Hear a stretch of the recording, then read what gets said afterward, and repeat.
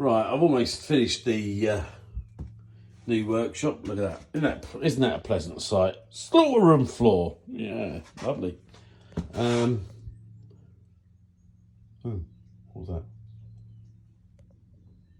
I can hear Marvellous Marvin whining. So, I'll take you in through to the, this is just a little lobby area. It's still full of old cardboard boxes and packing paper and stuff like that. And those crates that I've packed everything in, and our filing cabinet. So this will be empty soon enough. So I'll work out what I'm going to do there.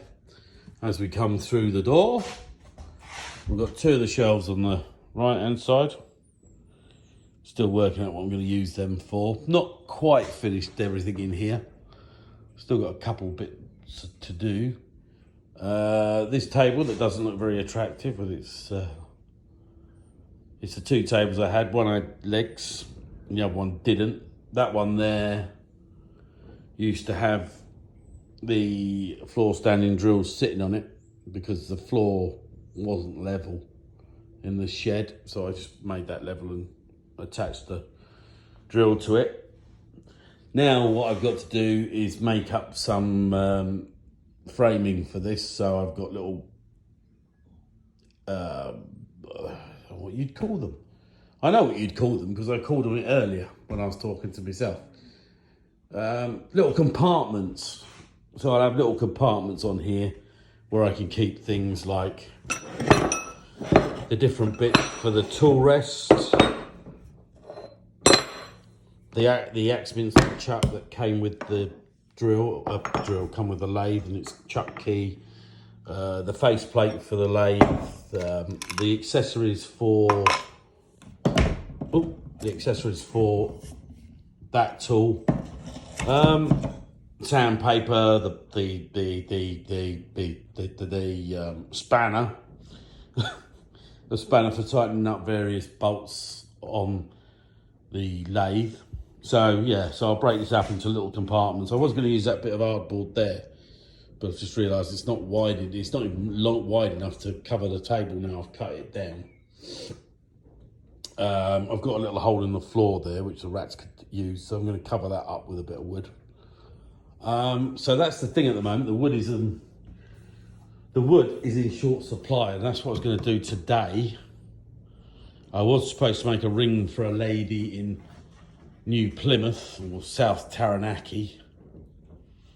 But before I could confirm the order, the modem went pop. Vodafone are fucking highway robbers and want more money off me than I want to pay. So I had no texts, I had no data on my plan left. Fucking thieving, robbing bastards. And I refused to put any on. And I said to Sam, don't put in, because Sam's the only one with a bank account. So I said, don't put any money on my Vodafone account.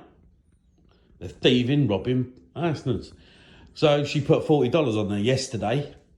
And this morning I woke up to a lovely text from Vodafone saying I'd used 80% of the data that was put on yesterday. I went onto Facebook yesterday to check my notifications and to message the woman about the ring. I went on to Instagram to manage my notifications because Instagram is my main place of posting just wood-based items and workshop-based items. I don't tend to put anything frivolous on Instagram like I do on Facebook.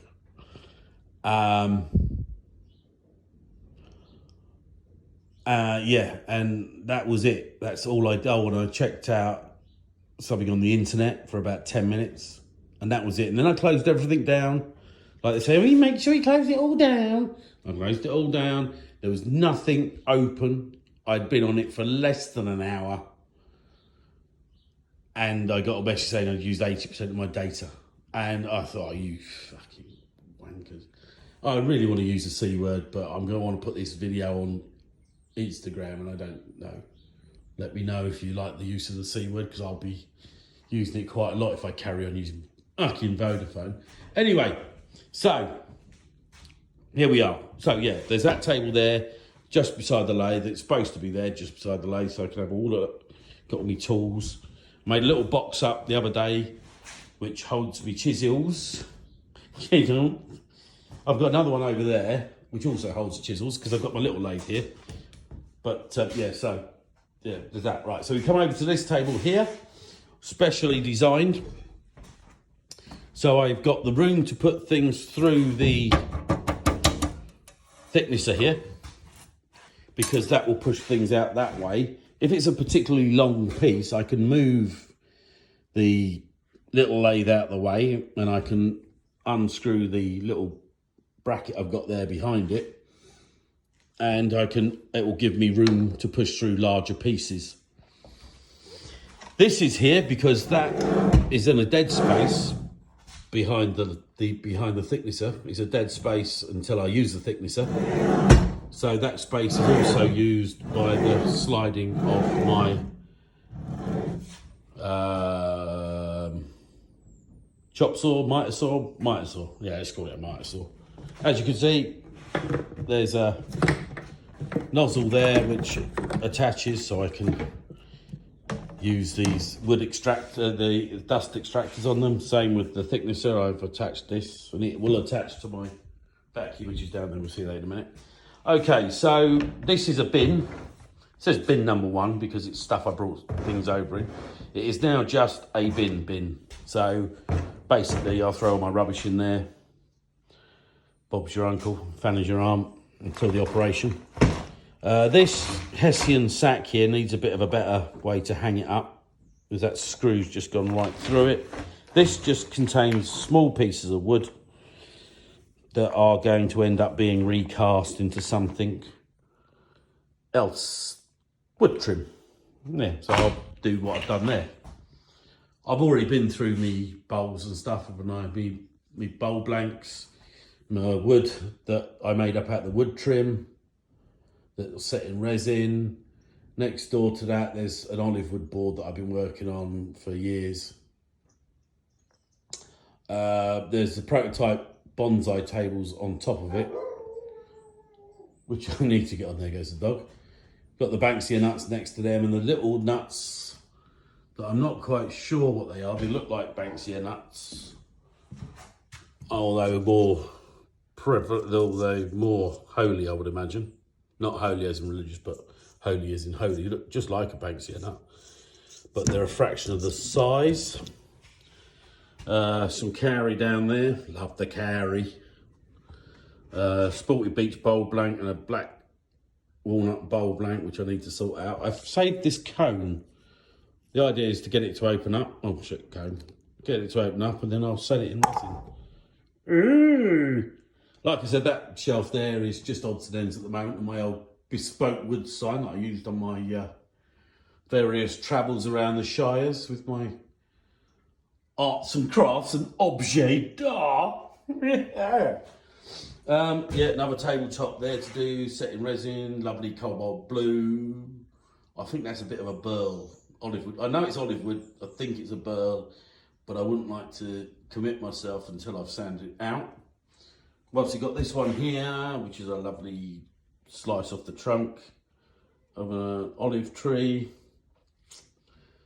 I mean, to be honest, I wish I hadn't put the black on it now, because I just love the look of that. I mean, the red the pearlescent red is just stunning. And I mean, I'd like to say, look how good I did with the fucking resin, man. But that's not me. That's the pigment. That's, you know, I put the pigment in the resin. I pour the resin, I walk away, and then it does that to me. And it makes me look pretty good. Makes me look like I'm a star, but let's be honest, it's not me that's done that. Yeah, I mean, the black's all right. I mean, I did it for a reason. Hopefully when it's all sanded down and all looks nice again, it might look a bit better. What I thought I could have done or should have done here was maybe have cut some lines into the black and filled them with some red resin, which to be honest I could still do now. I mean, it's not out of the question. I've got to sand this one down again. I really didn't want to give it a hard sand, but I might have to, because it's got the glass coat on top already. It's pretty flat, but there are bits like that on there that are going to need to be sanded out, bits of damage. So although it's got the glass coat on top, I will have to sand that one down again. So I probably could do something there to merge the black and the red a little bit better, and maybe have some red coming off here. But whether I can make it look as though it was naturally mixed, that it's not just me faffing, well, we'll see. I mean, that's a work in progress. I mean, I hate the legs on it. I've always hated the legs on it. Sam's got me some wood from up north, from the Cowrie shop in Nelson, which if any of you ever come to New Zealand, one thing I say, go to the Cowrie shop in Nelson, and then go on further up and go see the fucking massive Cowrie tree. It's worth it. It's worth the drive. And the drive through the forest there is absolutely stunning.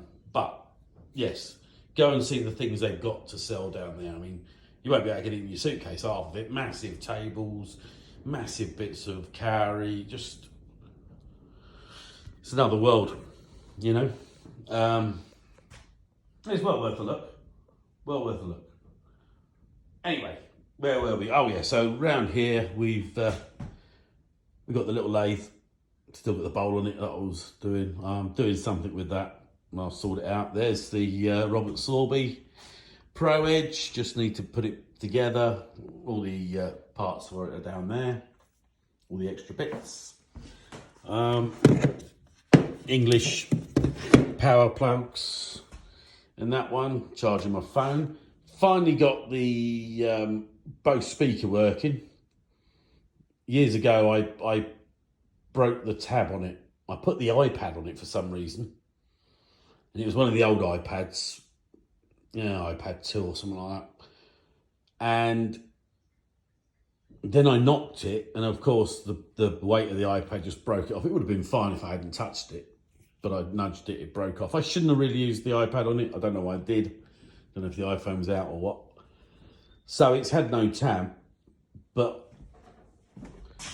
my stepdaughter Rihanna said, why don't you try a jack plug? So she gave me a lead, jack plug lead, and had a iPhone lightning attachment on it, and it worked in the car. And I thought, well, I wonder if that will work for my iPad, for my Bose speaker. And it does, brilliantly. So I've finally got that going. See if you've got the remote control for it. That will stay in the shed, because Sam doesn't want me using my new Bose speaker in the shed, because it'll only get dusty and fuck up. So that's now in the house. Anyway, yes, so we've got the Pro Edge there, plugs, little vices. These ones turn, and they turn that way. Pretty good, eh? Pretty good. I've got two of those, one there, the other one's over there.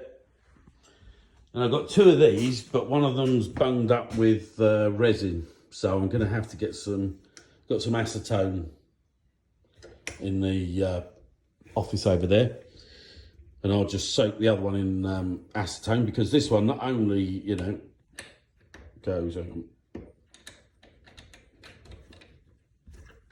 it only goes left to right, it goes sideways, it goes up, this is one of the best drills, one of the best devices I've ever had. Woodworking is my only vice. Only vice. Yeah, I tell you, I was in a shop the other day, right? Fucking horror. I was just walking around, minding my own business. There's a blind man in the middle of the shop, right? He's standing there, swinging his guide dog around the top of his head, like a helicopter. I said, hey, what do you think you're fucking doing? He said, don't worry, mate. I'm just having a look around. Just having a look around. Anyway, yeah, so I've got some clamps there. I've got my magnetic strips there that seems to have everything on it. I've got carving tools, I've got measuring spoons, I've got cheap spanners that come with various things. I've got me metal snips, tin snips, an adjustable spanner, a massive spanner, and I've got that for drawing scratches on things to get things level. Got me mastic guns and saws and Mafta cutters. You see these? Oh man, I loved these when I was at school. It was a bit like school actually when I was in the kitchen. Oh, these were great. These were. I've got them in the shed now. I have no idea why. I bought this set. They weren't cheap. Let's see if I can get the lid off. Hang on. Oh, yeah. So I bought this set. Right, I got it cheap. I got it on a better offer. These were probably about, I don't know, 70 quid, 50 quid, something ridiculous for cutters. They're heat proof. They're you know, you can't bend them out of shape or anything like that. And I'd only had them a couple of days, and my pastry chef lost the little one. Fucking twat. And that's the trouble. You never go into a kitchen and find a full set of these Mafta cutters because some knobhead's always lost one. Anyway, I don't know why I've got them down here. I'm sure I've got a use for them, or had a use for them. More spoons and tweezers and scissors and a palette knife. Yeah, that's a cranked handle palette knife. Perfect. This was back in the day. This was perfect for tempering chocolate. Keep it moving. Keep it moving. Scratch it. Fine. Just buy a fucking machine that does it for you. Crowbar. Everybody needs a crowbar. A selection of hammers. Shelf there with all me there's some copper tiles there from something I was doing. A load of paintbrushes. They're all little kind of tacks and picture pins of different styles. Alright. We come onto the table saw. It's on a stand, as opposed to the way I used to have it, which was standing on a table. This I've managed to be able to get low enough to be able to slide wood on. I mean, it's slightly high on this side, but that's not a problem. So I could slide wood through the saw and it just comes off onto this table, which is how it should be. It's also a lot lower than it was before. So it gives me a better idea of what's what and where's where. So yeah, got the guard on it as well. Do you notice that it's got a guard on it? It's just in case I cut another fucking finger off. I had to have a guard on it, apparently. We come over to this corner here. This is my carving and stuff corner. There's my full little, I don't know what you'd call it. I suppose it's a Lazy Susan of types, isn't it? Of sorts, maybe. It's got all my attachments for my various grinding tools and carving tools. I've got my big boy tool there, the Fordham. Absolutely fantastic. Worked by a foot pedal. Rum, rum. I've got my Von House, which was just a cheap little number. Came with a 2-year warranty, which is now over. But it's an exceptionally good little machine. To be honest, I only paid about 20 quid for it. Von House. Yeah, it's all right. Had to buy a Dremel when we got over here. I had a job on that I needed a Dremel for. Not a fan of Dremels. I haven't been a fan of Dremels in the past. Apparently they now come with a 5-year warranty. And I've got on with this one all right, you know. I think originally back in the day I was a little bit too heavy-handed with them maybe. Didn't quite realise how to use them correctly. But now I'm a bit more savvy. I think I think I've cracked it actually, so I'm quite happy to have a Dremel in my collection again. This is my reciprocating chisel. You put your blade in there. You get a selection of blades of different sizes and different shapes. Nothing too big, you know. That's probably about the biggest there. Yeah, different sizes, different shapes. You put it in there. You touch the wood with the end, and it goes. It does all the work for you. You just have to guide it. Pretty good. Pretty good. And then here, finally, we have a few more clamps. This is designed to be my framing table.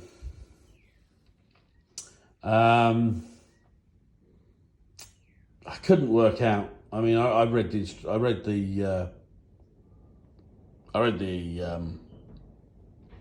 description on the frame I've got. I've got a Veritas frame clamp. It's very good. You know, it's absolutely wonderful. But they said it could be 64 by 24 frame, and I'm thinking, no. There's 64, that's over 5 foot. 5 foot by 46, 12, 48's 4. So it's 3.5 foot by 5 foot, 5.5 foot. And I'm like, that ain't right. So I just made the table the size I thought that I would be making frames no sort of bigger than this space here, I shouldn't think. Mirrors maybe slightly bigger, but then I can always move across to another table for that. But this would be about the size of a big frame that I would make, I guess. So I've got that there. I've got me, I'm a bit annoyed actually. So I've got my old hand miter saw there. Bloody good it is, bloody good. But I think, yeah, I am actually missing a part. I wasn't missing a part when I packed it, but somewhere between the UK and here, it's gone and done a bunk. It might turn up, so that's why I've not thrown it away, because it's useless without the other black slide on the arms. I might see if I can contact Axminster I got it from, see if they're available as a spare. If it's a nice miter saw, it'd be a shame to let it go. Under there, as you can see, I've got the tube coming out the table saw. It goes into the bucket. I've cut a hole in the middle of the bucket lid. There's my vacuum, which I'll be using on the other machines, try and keep the level of dust down. I've got another bin down there, that's for wood trim. Not that small wood trim that's in the Hessian sack. This is slightly bigger wood trim that I can use for other things. I've got the clamps there. They're for the workbench down there, the red and black. That's my Keta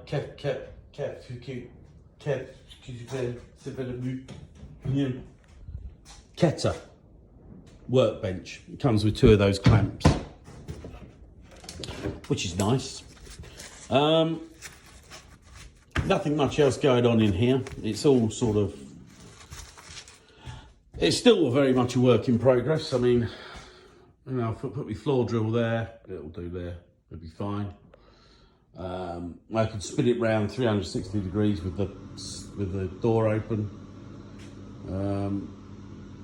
It's not as good as it used to be. It's suffering. I think there's a slight bend somewhere here because it does seem to reverberate. It just doesn't seem to run true. And I mean, I'm sure this bit could have got a knock somewhere along the line. I'll need to investigate that. Just drill a few holes in a few bits of wood and see if it is running true. But you know, I've had it almost 10 years. It's on its last legs. I got so tunnel visioned in 2018, we originally thought we'd sold the house, and I packed up the whole workshop. That my only thought was, right, we're going to New Zealand, I need my tools. Well, how do I get my tools to New Zealand? We'll stick them in the container, right, we'll pack them all down, we'll get them done. And that was my only focus. And it went on from 2018 right down to packing up my slightly smaller workshop, because I never put my big lathe or my big drill back together. And I left most of my stuff packed up. So even when we were finally packing up in 2021, I was still so tunnel vision, tools, get out there, get me tools out there, got to get me tools out there. With hindsight, it may have been better to have taken the loss on everything and said, right, sell the lot. Because the table saw went pop as soon as we got over it. It remains to be seen whether the lathe will be able to handle any jobs, because the speed control on the handle on the headstock is very, very stiff. It's supposed to have 10 notches. I can't, I've started it up, it works, but I can't find the 10 different notches. So maybe that needs a look at. It looks as though it's had a good old battering. Because if you imagine all this was brand new, there's the dent there, there's scratches there, there's some scratches on this capacitor cover here, there's some dents in it, so it means it's taken a pretty heavy pounding. I don't think that I put that piece of sellotape on there to hold that down, so that bit there looks like it's had a bloody good knock. There was a bit of the casing that was coming away underneath that looked as though it had a bit of a knock, and then there's these big gouges here, which obviously have been recent because they've not rusted. Yeah, it remains to be seen whether this will cope with any jobs, put it that way, but hopefully we can get it going. It's a good lathe. It's not fantastic, but it does the job. I've attached it to the floor. So what I've basically done, in each corner you get a little triangle here with a hole in it, which is where you're supposed to screw it into the floor. Now, when I bought this in 2015, it was probably already about 15 years old. I was told it had been hardly used, which was an absolute lie.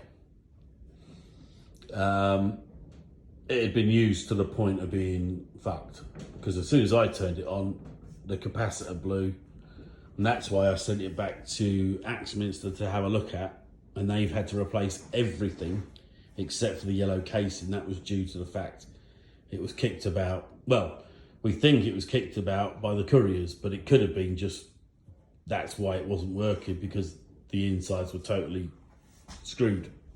So it's had all new gubbins inside, which I didn't pay for because it came under the postal insurance. So that's good. But yes, so when I was taking it apart, one of the little triangles that holds the legs onto the floor came away. And most of them look like they're about to give way anyway. So I put this block of wood right up into the corner to cover over the triangle. I then screwed it through the hole in the triangle, that end, and into the floor. The three holes you can see there have got countersunk screws which hold it onto the floor. And then that there, you can see a head there, that's a big bolt. It's probably got to be the size of my finger wide and probably from there to there long.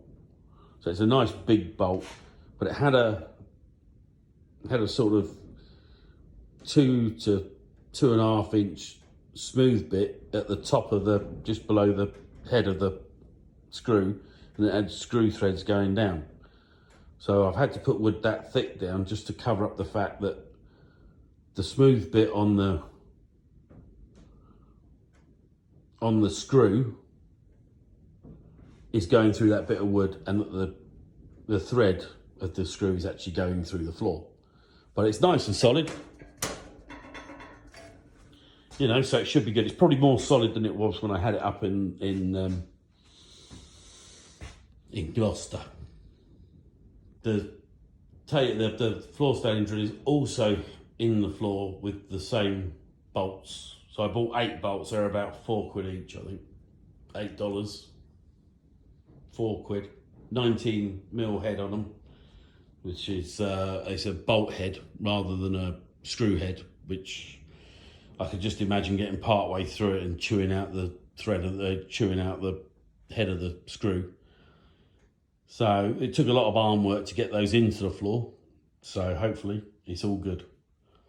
And that's basically the new workshop. I've got shelves with all my tools on. Everything has a place for everything. A few bits missing that I still haven't found. Scroll saw down there. We got electric plane, belt sander, polisher, angle grinder, orbital sander, reciprocating saw. That's a box full of odds and ends, jobs that I need to finish, jobs that need finishing for those days where I really can't think of what I've got to do. And then we've got a few crates under the tables that contain a few other bits and pieces, odds and sods. That one's belt sanded belts. And we're all kind of wonderful.